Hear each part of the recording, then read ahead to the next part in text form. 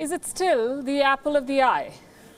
I'm talking about tech giant Apple. The reputation on privacy is getting plastered. Its political involvement on several issues has been questioned. Sales are not soaring as they used to. Apple's anti-competitive behavior is being flagged off in several countries. And now, an iconic designer has left the company. Let me spell the details. What is the defining feature of an iPhone or an iMac?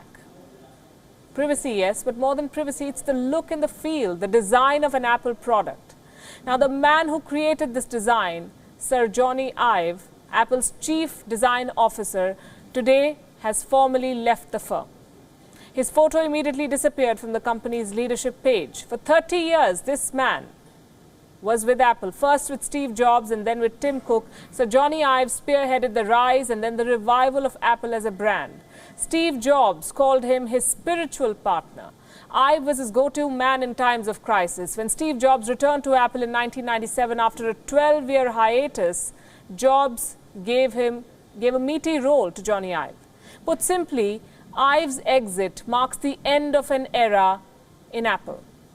The original iMac, iPod, iPhone, iPad, Apple Watch, as well as Apple's latest spaceship campus, Jony Ive was behind the designs of all these products.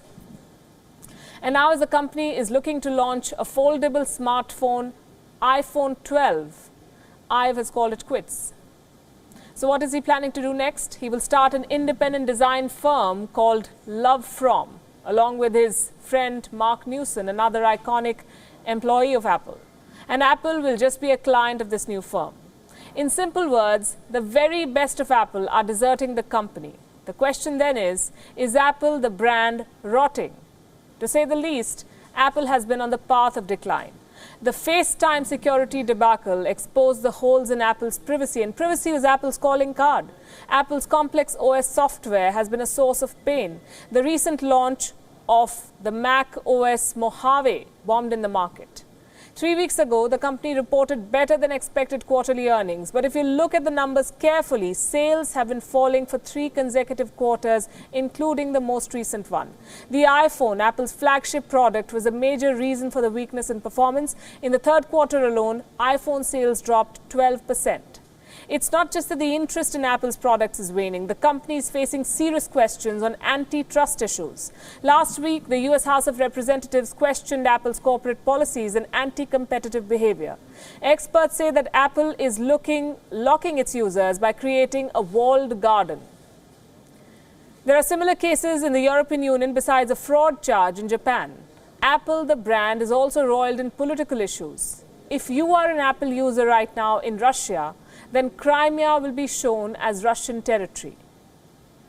Now, Crimea, you would remember, is the same peninsula that Russia forcibly annexed and for which Russia is facing sanctions. Ukraine has already called out Apple on this matter. But the entire episode shows that Apple is willing to go to any extent to explore new markets now. Perhaps crucial employees, the ones who made the company, are jumping the ship because Apple as a brand is on a free fall.